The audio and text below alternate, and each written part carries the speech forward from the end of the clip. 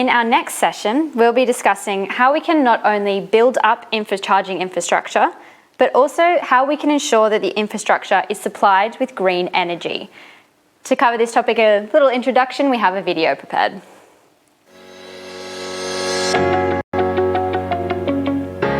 Overall car sales in Europe dropped by 23.8% in 2020. Yet sales of plug-in vehicles rose by an impressive 137%. In fact, a recent study estimates that the number of EVs in Europe will rise from 2 million in 2020 to 40 million by 2030. Sufficient infrastructure is required to accommodate this rapid growth. In Germany alone, the number of charging points must increase by around 700,000 within the next 9 years. And the work does not stop there. Assuming an EV share of 30% by 2030, the EU expects that EVs will make up about 5% of overall electricity demand, up from just 0.03% in 2014. This will pose new challenges for grids, both in residential areas as well as in the proximity of main traffic routes. But simply deploying copper won't get the job done. Charging infrastructure must be properly integrated into the grid to enable load forecasting and balancing, and to supply the infrastructure with green energy. This requires smart technology to make EV charging more intelligent, scalable, and efficient. Dynamic load management, for example, avoids overloads, enables increases in electric vehicles without expensive grid extensions, and saves money on grid tariffs. Widespread adoption of e-mobility also calls for a collaborative effort between energy providers, grid operators, and charging infrastructure operators within a rapidly changing and growing sector. But the question remains, how will e-mobility develop in the future, and how can it be achieved at scale?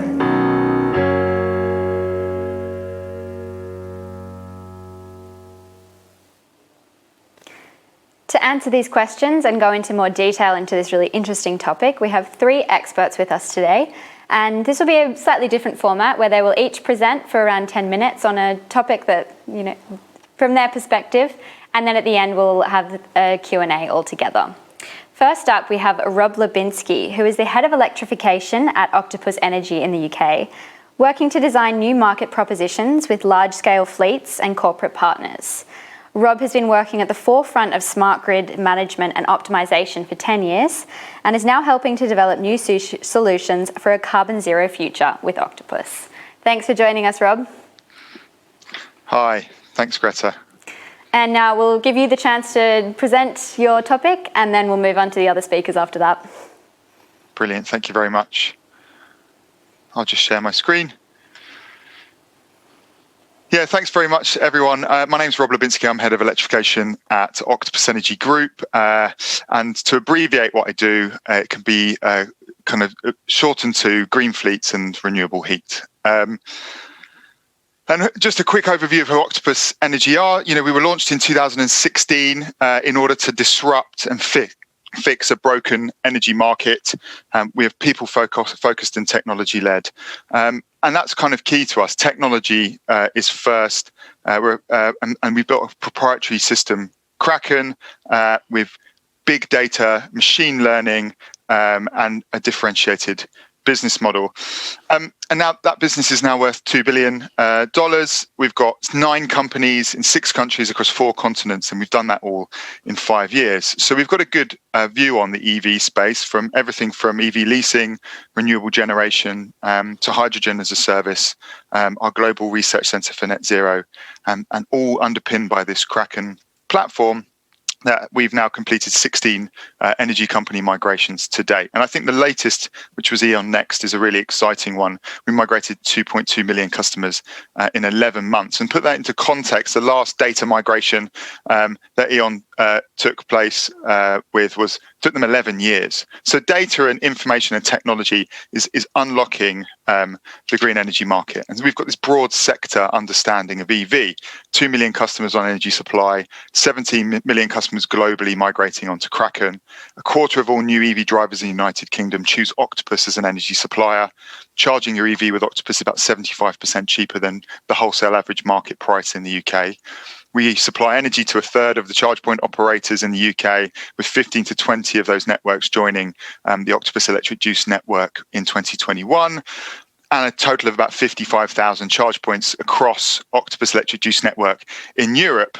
And then in terms of behavioural change, which is going to be key to the adoption of renewable energy, our Agile EV customers shift 7% of their peak load into off-peak periods versus their behaviour before they joined Octopus.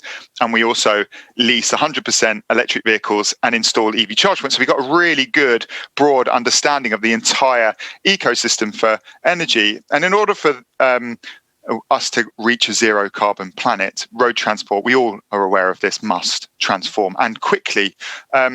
Europe's 300 million cars generate 25% of its greenhouse emissions. And if you look in the B2B sector, fleets are actually responsible for half of that. And then we've got this massive growth in the sector by 2030, from 1,200% growth increase in EVs expected in Europe. 30% of global passenger vehicles will be electric by 2030. EV 100 is going to double the number of EVs on the road on their own, 4.8 million committed, and there's a 24 times increase in fleet vehicles projected to electrify, with buses leading the way at 40% and cars second with 18%. So all of this massive shift and desire and movement from businesses and individuals into e-mobility is going to create a big strain on the system. And actually, charge point infrastructure is lagging behind. And I think we've heard these arguments before. EV drivers are willing to do the switch, but they complain about a lot of things: high capital cost, supply chain difficulties, and most often lack of charge points or intermittent and unreliable technology. Range anxiety is gone. Charge anxiety is the hot topic at the moment, especially in the United Kingdom. So the message is clear. We need to deliver a reliable and seamless charging experience in order to successfully help that entire infrastructure transition. And so governments all over Europe have incentivized and underpinned, from charge point grants to low emission vehicle subsidies, to ensure that people adopt that technology now. And that's accelerated installations of at home, office and on-street charging.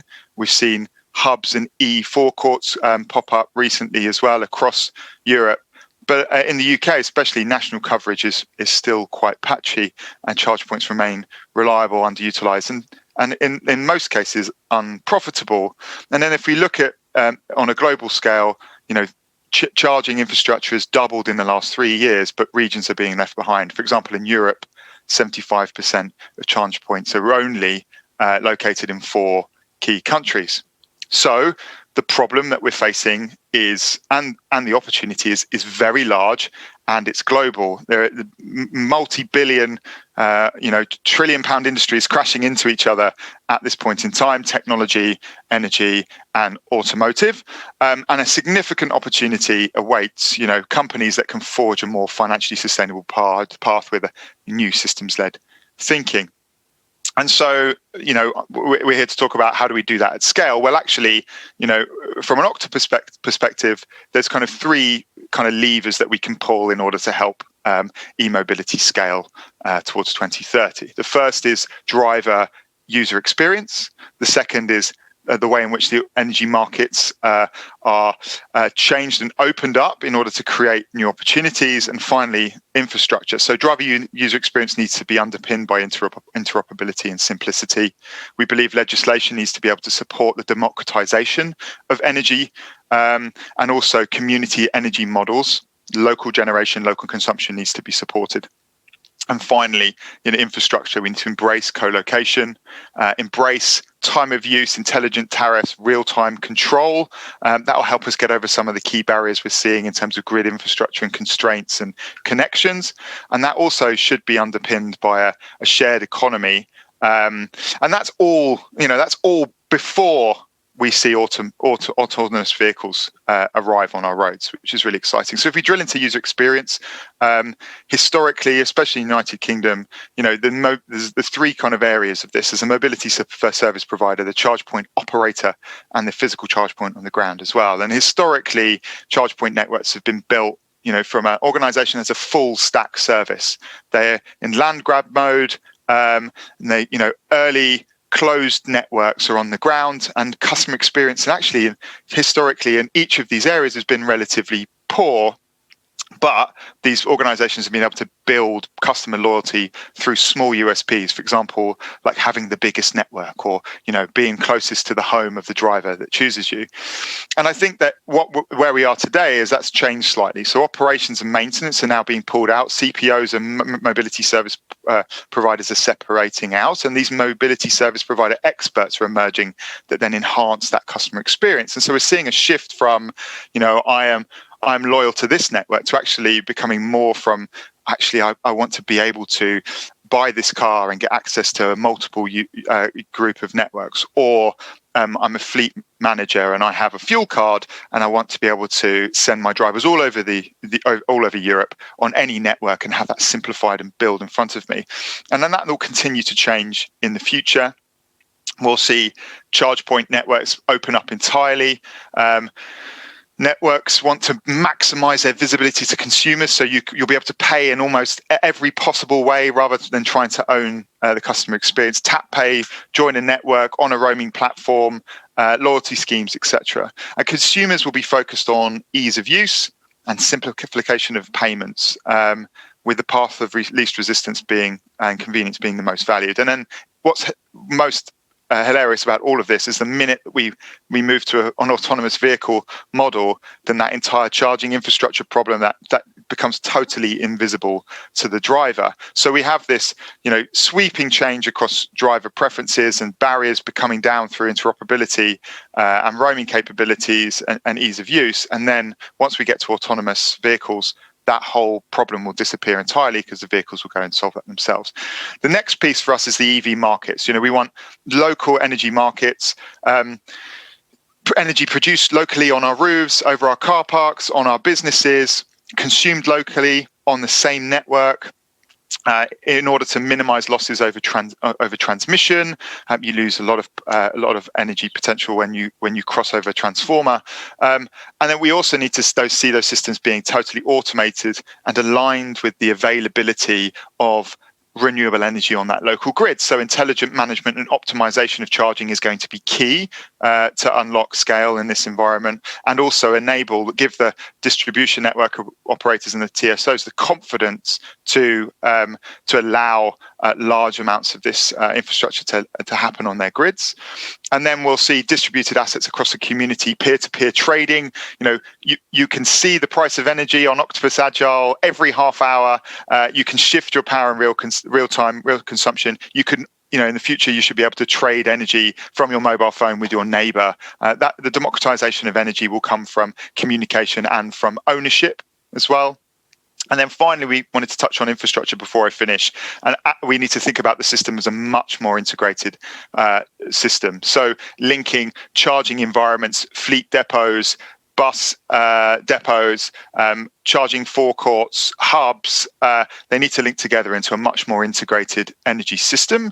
And the legislation in the energy market needs to open up in order for sleeving and energy credits from between sites to be more accessible and easier. But we'll also see those individual locations. For example, having 100 buses, you need a 9 megawatt connection to charge 100 buses. So it's an ideal place to co-locate renewable heat for district heating systems, battery storage, on the roof solar generation, and actually open those environments up to multiple types of charging, and increase utilization is going to be really key. And then finally, before I finish and I pass on to my colleagues on the call, is a shared mobility model. What's fascinating is all across Europe, not all of us own a driveway, and driveway is a key barrier to that adopting an EV. But electrifying driveways and then creating a shared Airbnb of your driveway. There's plenty of opportunities, markets out there already, but that's going to be key to giving drivers confidence that there are charge points. You know, it doesn't have to be on the lamppost outside your house. It can be community. And in fact, that benefits the community much better, because it's not our councils and our governments having to pay for infrastructure on the road. It is our communities investing and getting a return from sharing that infrastructure that they invest in. So absolutely, for us, the key to scalability for mobility is going to be across driver user experience, opening up of energy markets, and co-location and automation of infrastructure. I hope that was concise enough. Definitely concise, thank you, and definitely a lot of information there. I can't wait to delve into a few more of those topics at the end. But before that, we will be hearing from Roland Vanderput, who has a computer science background and has been with Fastned for 7 years. As Head of Network Technology, he's responsible for setting out the strategy for grid connections, fast chargers, local storage, load balancing, and integration with other systems and parties. Thanks very much for joining us, Roland. Yeah, thanks for having me, Greta. Yes, I hope my presentation is visible as well. Yep. I want to talk you to fast charging infrastructure and how that correlates to the grid, because that's our expertise basically. So we don't do any home charging, no office charging. So our perspective on the energy market and how we integrate with the grid is quite different than for, let's say, the AC charging poles that you find on the road, at home and in the office. So we have to deal with that slightly differently. You may know Fastnet of the stations, the yellow arced station or yellow shaped W stations. And our mission is to accelerate that whole transition to electric mobility. And the way our company was started 9 years ago was by what can we do in order to make electric driving easier? And the best way our founders could think of was to make it as easy as driving a fuel car at that time. And with the fuel car, you can just go anywhere you please. And if you run out of juice, you run out of petrol, you just go to a petrol station, you fill up in a couple of minutes, and you're good to go for several hundred kilometers. So what could we do in order to make that happen in the same easy manner for electric mobility as well? And that is to have fast charging infrastructure. So back 9 years ago, when Fastnet was founded, 50 kilowatt chargers were considered, top notch. They just entered onto the market, and that allowed those early adopters of electric vehicles the freedom to drive around wherever they please. Of course, a lot has happened since then. So technology progressed, and the cars that are available also progressed a lot, and the whole market has changed, as also Robert outlined before me. So what is our goal? Our goal, in order to create this freedom for all electric drivers, is to build a European network of 1,000 stations. So currently we are at 142 as of today. And we have stations located in 6 countries, with country number 7, France, to be added to that list later this year. And we expect to have close to 200 stations at the end of this year, and cross the line of 250 next year. So that means we are basically setting up a good network in Northwestern Europe where you can drive around without having to worry where you can charge. And we are just one of those companies taking care of that freedom for electric drivers. So we have stations mainly located on highway locations, or at least where there's a lot of traffic, in order to cater for the demands of the electric vehicle drivers. So we are solely focused on fast charging. And what we often hear is that a single charger has a big effect on the grid. So if you are unaware of how the grid works and how fast charging works, this is your view of a fast charger. When someone plugs in, all of a sudden this charger starts taking 50, 100 or 200 kilowatt from the grid. And the grid magically supplies this energy.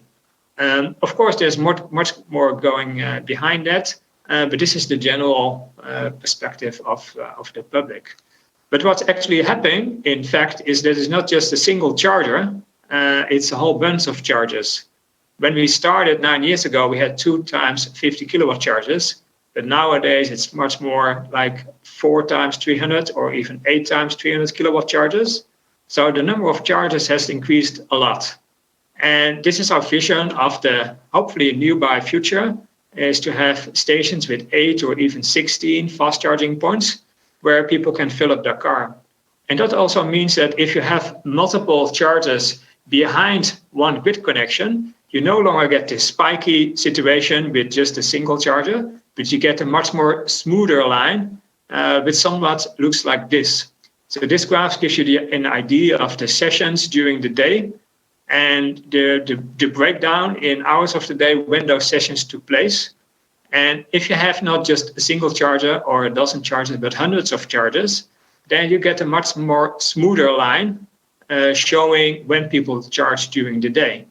So having hundreds of chargers in a network allows us to predict when we need energy and also purchase this energy upfront from the suppliers of the renewable energy that we need. So in this way, having a fast charging network is far easier to integrate into the grid because the pattern that we have in terms of consumption is smooth and pretty predictable. Of course, it influences on the time on the day. So the pattern looks differently on a Monday than it is on a Sunday. It also looks different on a bad weather day with a lot of wind and a lot of cold temperatures rather than on a sunny day like today. But it is, in general, this pattern. And what's also very nice is that this pattern coincides a lot with solar. So this graph in yellow shows the solar production we have on our own solar panels. And each station is equipped with solar panels, but that's nowhere near enough to power all these electric vehicles. So we are reliant on the market to purchase energy. And initially, when we started Fastnet, we had a fixed energy price. So we paid the same price regardless of the time of the day. But when we noticed that most people started charging in the afternoon, we changed that around. So now we purchase energy on the spot market. So when energy prices are as low as possible. Because in general, if there's a big influx of renewable energy, namely wind and solar, this mostly happens during the day. And so this coincides very nicely when people charge their car using our network, using fast chargers. So for us, it's a good thing that we see more and more renewable energy being fed into the grid. And particularly, we love solar energy because that peaks during the day and during the afternoon when our consumption is highest. So that brings down the prices of electricity that we need to pay. This also means that the so-called duck curve, so that means that there's a big influx of solar energy during the day, is lessened by the use of fast chargers. Because this is the typical pattern of fast chargers, which means that fast charging can absorb part of this solar production because it coincides in terms of time. Now, if you were to overlay this with a graph of when people charge at home or in the office, this is quite complementary to each other. So people tend to plug in when they come at home and start charging at 6 or 7 or 8 in the afternoon. And then using technologies like smart charging and so on, they may delay the start of their charging session until later in the evening when there's more capacity on the grid. So this is a nice supplement to what we do, is mainly charge cars during the day. So in order for us to make this all work, we need scale. First and foremost, we need to have many chargers. And we also have many grid connections because we are aiming for these 1,000 stations, which also means we will have 1,000 grid connections. But there are all kinds of local constraints as well. So the grid is under a lot of stress nowadays because of not only charging, but basically the electrification of everything and the influx of renewable energy. So we are dealing with a lot of limitations locally at a lot of our sites. So sometimes this might be a physical limitation. So we can't go above a certain limit indicated here by the red line. And we have to manage our use to ensure that at all times we stay below this red line. We also have other limits, let's say administrative limits imposed upon us by the grid operators. So then we have to stay below some kind of 15-minute value. And that's also something that we need to actively manage. Now, we are in a lot of discussions with grid operators because we want some flexibility. But right now, unfortunately, regulations are not very flexible. They are a couple of years behind what we really need in order to make this happen. So we are exploring the technologies that we can deploy at our stations and then discuss with grid operators and with regulators how we can use those technologies in order to better integrate fast charging stations into the electricity grid and eventually also help out in balancing that grid as more and more renewable energy is used. So our thinking is that fast charging can contribute to the matching the supply and demand on the electricity grid. And in particular, if a lot of solar is fed into the grid, then fast charging can help out by directly consuming that electricity. And we hope by using future technologies such as load balancing, but also using battery technologies, we are able to better help out stabilizing the grid, just like you can do with slow charging at home or in the office or along the street. So on that note, I want to stop my part and I look forward to the panel discussion.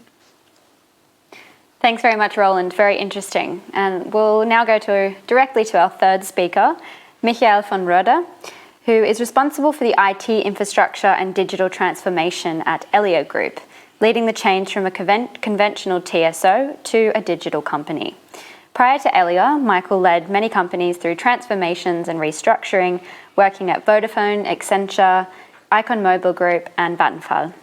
He also teaches subjects on the Internet of Things at the HTW Berlin. Welcome, Michael, and please take it away. Thank you very much. Now I'll try to share my screen. So I hope you can see it. First of all, thanks for the kind introduction. I have to say I'm in this job now for 1.5 years, so I'm new to the party. And my last job before was running my own startup. So you can imagine coming from a startup with 40 people to a TSO group, because Elia is in Belgium and in Eastern Germany, was quite a change.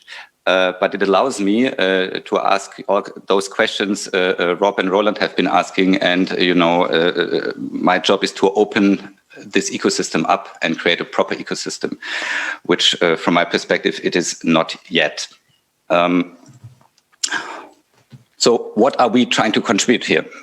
First of all, we published a paper in November 2020 exactly on the topic we're having today. So this fits pretty well. Let me start on the German side. So 50 Hertz is the TSO in Germany, so our German daughter. There we aim indeed to come to 100% renewables already by 2032. Which is quite ambitious. We already have more than 60% renewable in the grid. And as Roland has mentioned, balancing a grid with more and more renewables is indeed a challenge. And we believe it's only solvable when we work together in the whole ecosystem. And Rob mentioned, I always say it's two giants coming together, mobility and energy. You said it's three. I will steal that from you. So it's three, but they're not colliding. I think they're like, we're joining forces and create something really good. That's how I would look at it. And the TSOs obviously have to do their part. Yeah, we mentioned regulation already, which indeed is complex. And friends from me in the startup scene, many people currently found startups in the energy sector, and they tell me then, yeah, technology, I can do everything, and it's all awesome. And I say, I found out technology is not the problem. Regulation is the big challenge, and change in the mindset of some of the incumbents. Yeah, if we're honest, and that's what I believe we need to get done. So when we look at that paper, we not only look at the technical part, but also, for instance, at what's the social relevance we need to look at when we want to align and have to align mobility and power sectors. We won't be able to decarbonize Europe and the planet without integrating those sectors. That is, I think, clear. And in doing so, we need to identify the enablers which give the consumers, and Rob talked a lot about user experience, and I couldn't agree more. At Vodafone, I was running a global user experience for a few years. Users don't care about how complex it is and what's behind it. Yeah, what they care about is that they can easily do it. And I give you a personal example. I drive a Tesla from my employer, and I want to charge at home. And I can charge at home, but that took 8 weeks to get that installed. And then I got a card. And I have a smart meter, but still, there's not a sub-meter, but I charge on my normal power bill, and then I get reimbursed by energy, which is kind of a bit complex, yeah? And no way that I, for instance, could drive with my Tesla to Spain and use my solar power to charge my car. And that is where I want to go. That is the vision. So be able to take your car anywhere in Europe and charge it with your own energy. Yeah, that's what we have to figure out. And by the way, 6 days ago, we published an other vision on consumer-centric market design, which is exactly aiming at enabling that. So I think the three of us on this one, we for sure would agree. The question is how quickly can we go there and what needs to be done. If we look at, and I always look at Europe because I don't think this can be a national thing, which again, in the TSO, we know all TSOs are national, there's NSOE. Still, I believe there needs to be much more collaboration.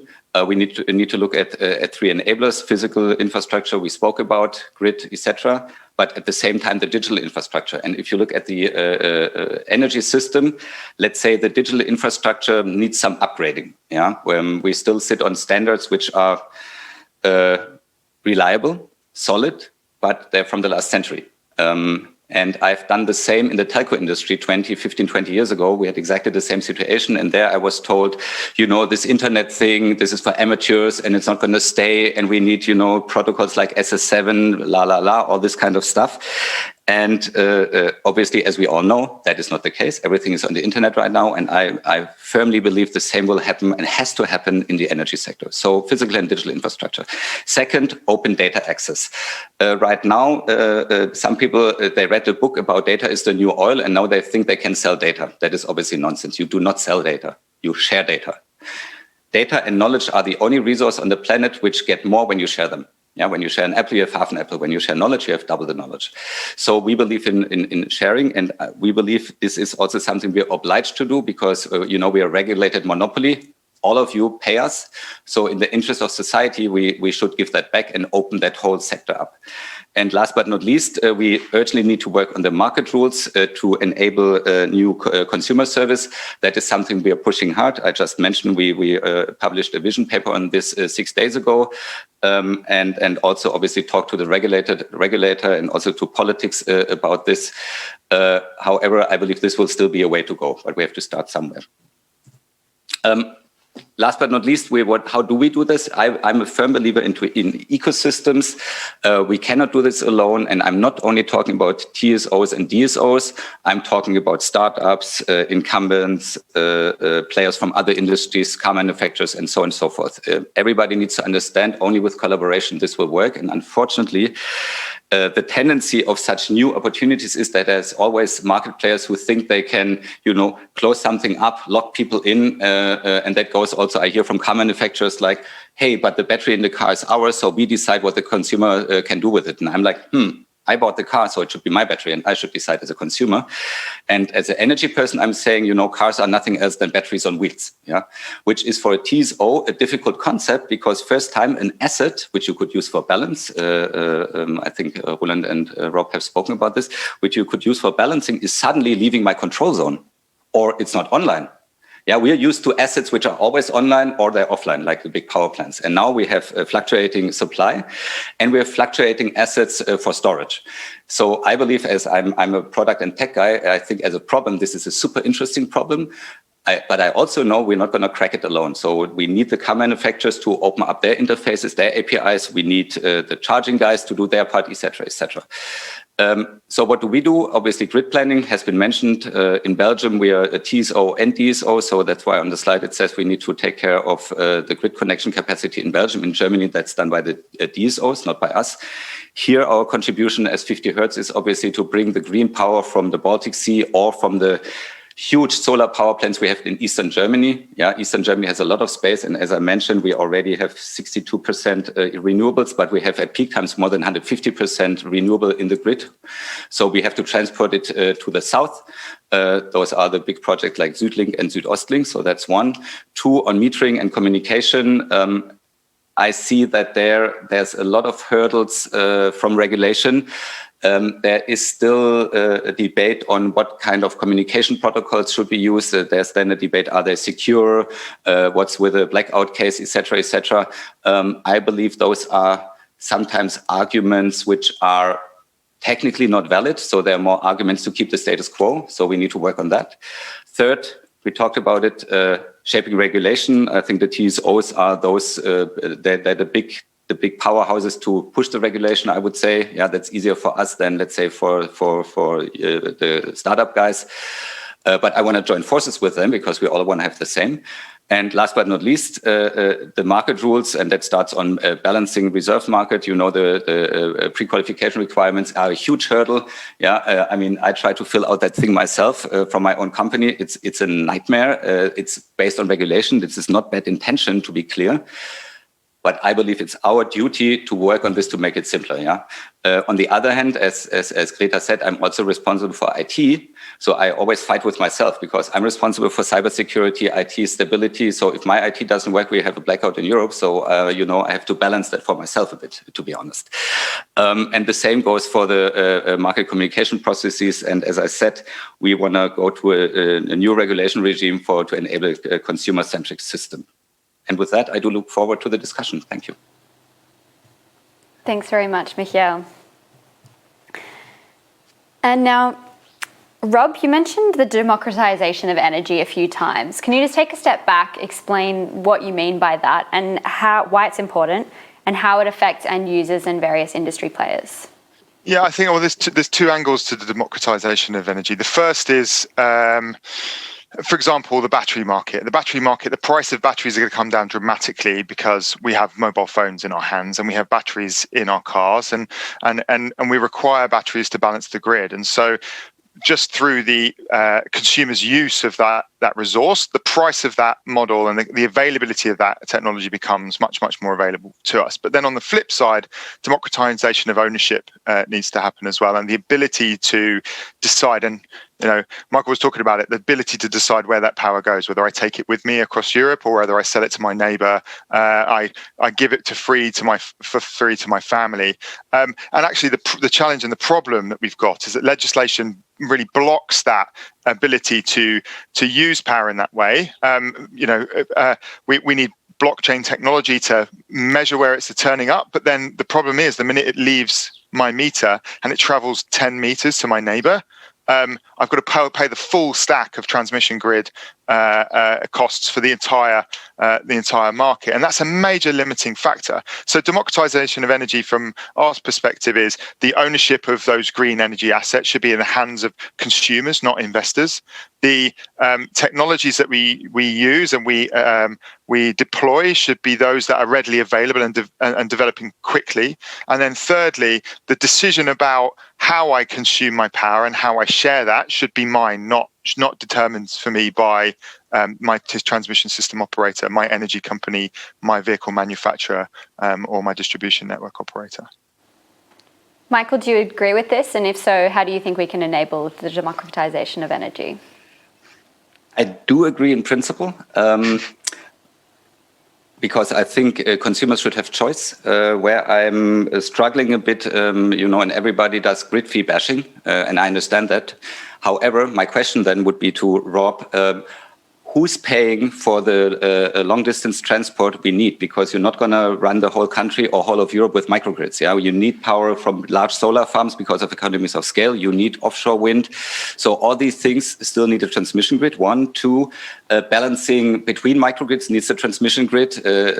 We all know that. So the question is, how do we finance that? And by the way, it's not only about my salary, it's about we have to do huge upgrades here on digital infrastructure as well.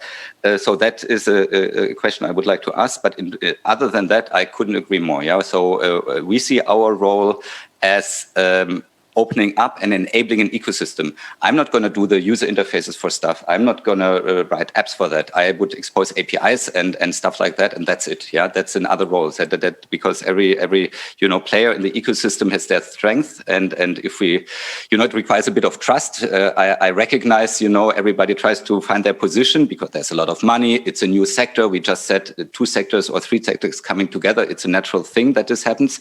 However, we have examples from other industries. I mentioned telecommunications, that's something where I come from.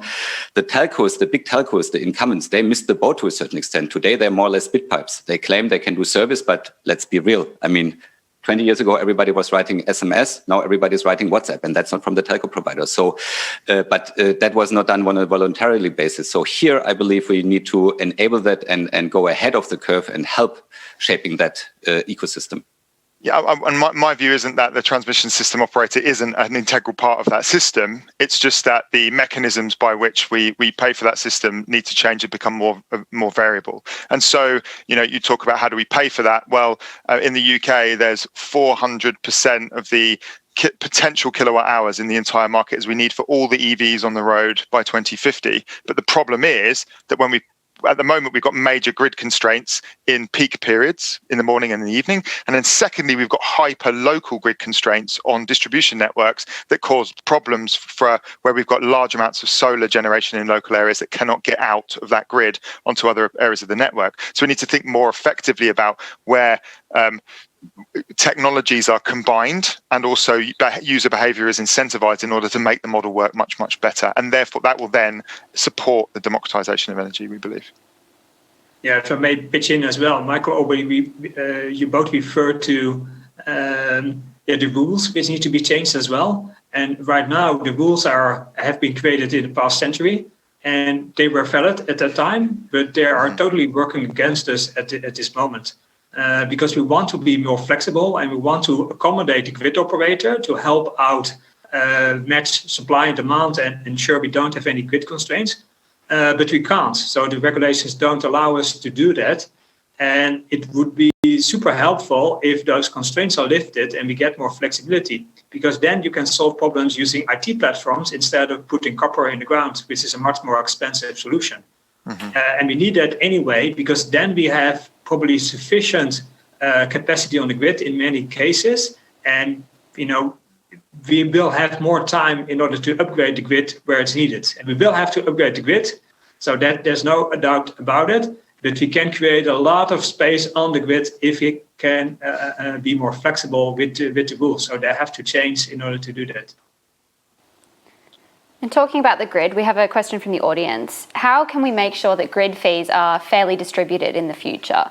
They mentioned that rich people can buy PVs, batteries, EVs, etc. Rob, what's your take on this?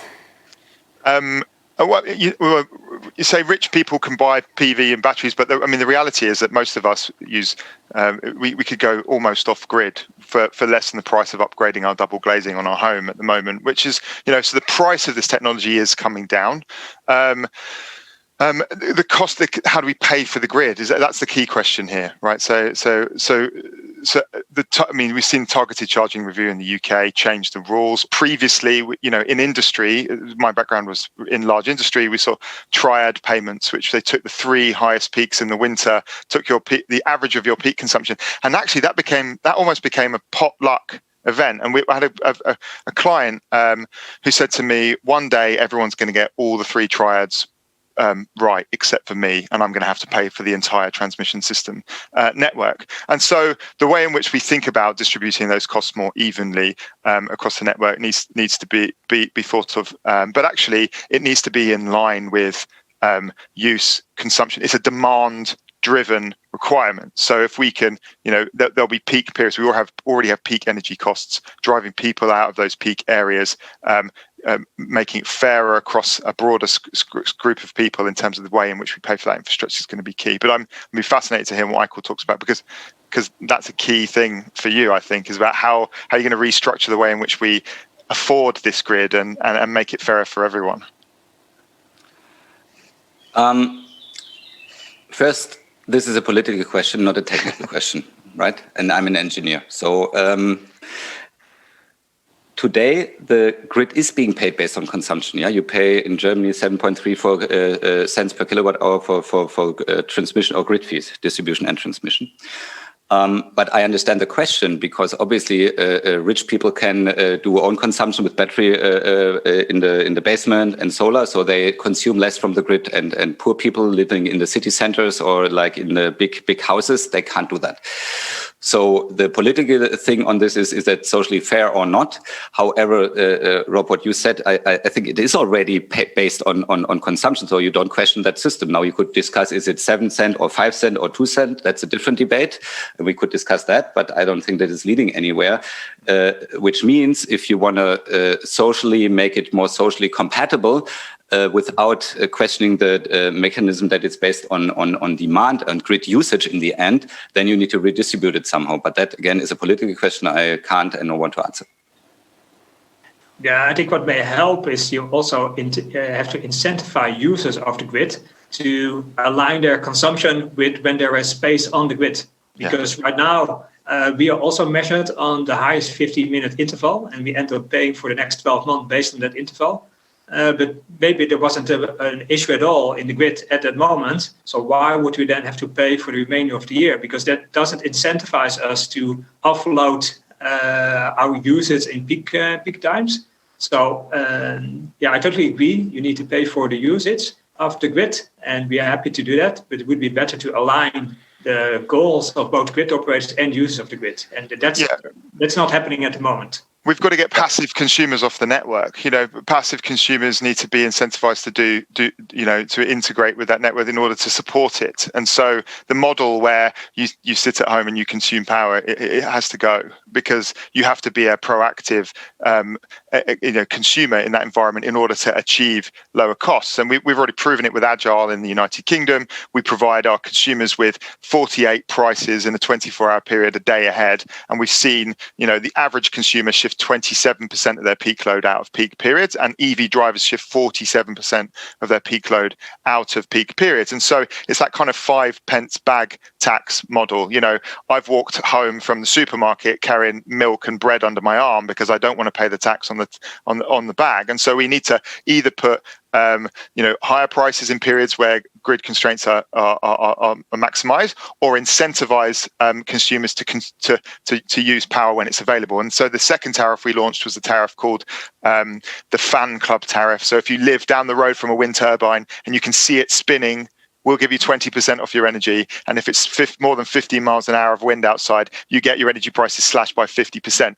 And that's the type of thing that we need to start to encourage, is proactive management of our own energy and automation of charging. Plug in, go to bed. Let us make sure it's the cheapest possible way to get the miles that you need tomorrow. And by the way, we'll take it all of the problem. We'll help the grid and support the grid at that period. So we need to be proactive consumers. We need to be working in unison in order to unlock that value that we're worried about. I couldn't agree more. And again, please feel free to check that vision paper on consumer centricity. That's exactly what we're proposing. So we need to provide price signals, real-time price signals to consumers, so that they can then decide, do they consume or not. Although I believe there's a second part, and that's something now the commercial block for my old company. You need a mini EMS in your basement, which receives those price signals and then decides what to do. So I even believe that. There you go. So let's say the house receives a price signal. There's lots of solar power, wind power in the grid. Then you charge your car, or you start your heat pump, or whatever you do. That should be automatic. Again, Rob, you said it. User experience is super important, and maybe us nerds and geeks do that manually, but after a while it gets boring. So I'd like to automate that. So you need price signals from the grid. 1, 2. I love that you offer those tariffs without those price signals. So that's awesome because we get people used to the fact. And I think that's very important. And then the question is still, how fast can we get to that? Because technically, this is, as we know, doable. We just need to convince regulation and politics. I give an example. We tried in Germany. There was a discussion that the DSOs can up to 2 hours switch off the charging when there's grid congestions, and there was a huge debate. How can the DSO switch off the power for me? Type of stuff. So you see there's sensitivities, at least in politics, and I believe this is because they. We need to do a bit of education around that this is not about taking control away from the consumer, but more about, enabling the consumer and encouraging the consumer to behave in a way that it, eases the grid load. And that makes the whole thing cheaper. And those price signals need to go all the way down the network. We can't just talk about them being in our homes. They need to be at our businesses, and they need to be at Roland's Fastned as well. Because high consumption on the grid, constraints on the grid, it coincides with loads of vehicles on the road. And so actually, if you shift your charging to an alternate period, you can access cheaper prices. And so pricing everywhere, and almost, again, an energy passport. So you can take data from where you charge on the road, at home, at work, consolidate that, and then educate and gamify it in order for people to change their behavior. Yeah. A viewer asked, so does that mean that dynamic capacity tariffs are the future? Yeah, in my view, they are. Because then you can steer behavior of consumers, both small consumers, but also like us.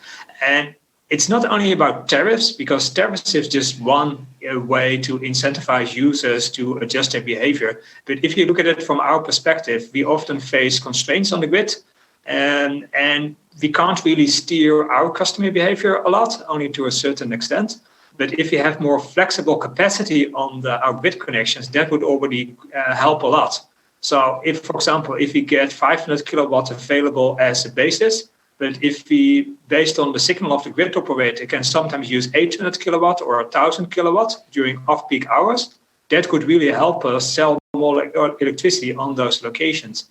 And then if there are any issues in the grid, locally in the grid, then the grid operator just sends a signal to go back to 500 kilowatts, and we'll be happy to work with that. Because right now we are imposed with a hard limit of 500 kilowatts, no matter the time of the day and no matter the day of the week. While these peaks only happen maybe a few times a month or 1 or twice a week, and we'll be happy to accommodate the grid by reducing our power usage. But in order to do that, we like to use more when we can. And so then it's not about pricing, because pricing is only a small part of it. It's about making these limits, which are fixed today, more dynamically. And that already contributes a lot in my view. I ask, because I'm trying to get my head around that. So that would mean that you either need local battery buffers, or it means you have assets which you can't use because, you have, let's say, 10 charging poles and then you can only use 8. And when we have more power, you use 10, or you charge slower. And I'm asking for a friend. Yeah, so it means that we need to steer our assets. So we can already do load balancing on our chargers. So depending on how much grid capacity we have, we can set the parameter higher or lower. So that's something that we are rolling out as of now. Of course, we can also put batteries on sites. And then depending on the signals that we get, we can use our batteries to fill them up in order to prepare for times of peaks, both in our charging infrastructure, but also constraints in the grid. And then basically help to make the experience for our customers as good as possible. So yeah, for us, right now we're stuck with, for instance, 500 kilowatts. So we can only install 3 chargers and nothing more. But if the grid operator allows us to use more during off-peak hours, we can install a 4th or a 5th charger. And that would allow us to sell more electricity. And that's better than being stuck with just 3 chargers that we have today. And that's a situation that happens more. We can't expand where we want to expand, and we're happy to expand under some conditions, namely that we have to reduce the total output to the chargers. at some peak times, but we're happy to accept that over not expanding our stations. Because you have more, so the bottleneck is the number of parallel charging cars charging, and not so much. Is that? I'm not sure, because if you have buffer at your charging stations, why would you have to need? Why would you need more power? Because you fill it with 500 kilowatts, and if more people are coming, you just use the buffer. And otherwise, again, the business case of having assets sitting around and just for non-peak hours where the grid allows more load, I'm not sure if I can follow, to be honest. Yeah, it all depends on the price. The price for a battery buffer is relatively high nowadays. So it's not economically feasible to install a big battery, let's say a Tesla Megapack or something like that, because that costs you €500,000, €1 million. So that's not feasible. That's not an attractive big business case. But being able to use all chargers maybe 95% of the time and being only constrained 5% of the time, that's still a good deal. But of course, you need to find the balance. And that's what we're looking for. Because now we are constrained 100% of the time. And that's the total opposite of being constrained maybe 5% of the time. You talk about dynamic tariffs being the future. I think actually dynamic tariffs are already the present. We've been doing them for 5 years. And interestingly, the way in which there's a kind of step before that, which is energy suppliers and in general, grid operators use technology platforms that were built 20 years ago. And so they don't have the flexibility, they don't have the molecules inside them that you could put together to create the solutions for the existing market. So actually there's an entire kind of technical revolution that needs to happen within the management platforms and the customer service platforms of the energy companies. And, we talked about E.ON Next taking Kraken from Octopus, but, we've got like 16 energy companies on that platform now. And also included in that, you can send someone a signal for 48 prices for tomorrow. That's great. But actually in real time, those are different. And also post-gate, they're different. So for this half hour, 2:30 till 3 o'clock, I know at 22 minutes past 3 whether or not there was an opportunity that I should have taken advantage of in this half hour in this market. Now, it differs across all energy markets, but the challenge we've got is that you've got ahead trading, you've got intraday trading, and you've got imbalance, plus all the grid's ancillary services and management platforms, and all of those are price signals. Now, all we need users to do at the other end is say, I'm willing to do X if the price signal is Y, or the benefit is Y. And so once you've got that ability and you've got that control and that trust of that customer, because trust is key in the energy market as well, then you've got so much more freedom to provide them with cheaper, easier energy experiences, and also that they trust that their homes are going to be warm, that their hot water is going to come out the tap hot, and that their EV is going to get them to work or to school in the morning. And all of those things are underpinned by the technology that exists in the market today. It's not integrated and it's not fit for purpose. I couldn't agree more. And now you described my work plan for the next 3 years, I guess. So what did I find? I found an IT landscape of legacy monolith connected like spaghetti, where it's really hard to make changes, which is no one's fault. It's just how it grew over the past 20 years, as you described it. The other thing I found is a software supplier ecosystem, which has the same. So they also have spaghetti and monoliths, and that is the challenge. And that's the reason why the first thing I'm doing now is we will write our own system operations platform together with suppliers who are willing to contribute, but they're not going to look the Siemens or ABB or GE, not going to sell me for whatever million fully integrated monolith where I have no access whatsoever. They don't expose APIs properly. So we're going to move to a microservice architecture with fully exposed APIs. However, I'm sure you can appreciate, I'm not a startup and I have to keep the lights on at the same time. So I can't just rip everything out, tell everybody, okay, we have 2 years blackout while I build a new system. I have to run the current system at the same time, build a new one. And you spoke about trust. Yeah, if the TSO screws up, you have a problem too. So I'm looking for people who are supporting us in that and contribute. We are opening this up. We work with other TSOs already on this, and there's movement in the market. What frustrates me, to be honest, I see that movement and awesome. So next year we're going to have the first results. It's in the energy sector, things take longer than I like them to take. However, that is exactly the right direction. You mentioned also other systems, but I think the core systems need to be enabled. to interact with other platforms first and foremost, and to have the flexibility to make those changes. Right now, my IT is busy to follow all the legal changes every year, regulatory changes in the legacy systems, and there's a huge tech debt. Everybody has it, so it's not a secret. And the IT guys amongst us, they know if you have a high tech debt, you get for this €1, you get much less new functionality than when you don't have a tech debt. So we need to address this indeed. And everybody takes the system, buys it off the market, and then tries to make it bespoke to them because they think, being an energy provider makes them a technology company, and that's not true. And so even when you've got the same system in multiple energy providers or transmission network operators, there's tweaks that makes it worse because it's even less interoperable. I'm not going to tell you how long an upgrade takes. Yes, worse than SAP. It's worse than SAP. But I think technology. Well, my TSO will become a tech company. Yeah. I could even say maybe a software company to a certain extent. Yeah. Why? Because the core business is to run the transmission grid, and that will be software enabled more and more. So we better understand how the software works in-house and not rely on some vendors who themselves have monoliths which are really with a high tech debt. Yeah. And plus they drive prices through the oligopoly. Let's say there's some room for improvement. And just to cut in, final question. Sorry. What are the major barriers to vehicle to grid and vehicle to home technology, and how can we overcome them? First of all, price. Right now, it's price of the technology. £4,500 for a V2G charger versus non-subsidised £1,000 for a home charger. And if you employ a V2G charger, you can capture 60% of the value from smart charging, but unidirectionally. So you're only adding 40% of the value on for a bit of asset that costs 4 times as much. That's one. And for me, two, again, who's sending the price signals and what am I responding to? Do I respond to a DNO or a TSO, or do I respond to my energy provider? Who's in control of that, and who do I give that? Because everybody now wants a piece of that pie all the way up the chain. Your charge point provider, intelligent charge point providers wants to be an aggregator. Your IDNO wants to control you to balance the grid, and your TSO wants to make sure that your frequency is on the grid is working properly. And so, they're the two barriers from my point of view. I agree.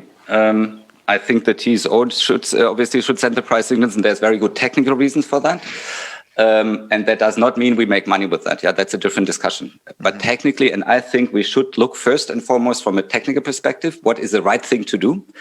And then you can have a debate what's fair and who has which power and which lobby is where. That's a separate debate. But I'd like to have pure technical discussions first. And there, I'm sure, Rob, we agree that it makes sense if you want to keep the frequency and you want to balance large areas. It makes sense to send price signals, ideally in a European system.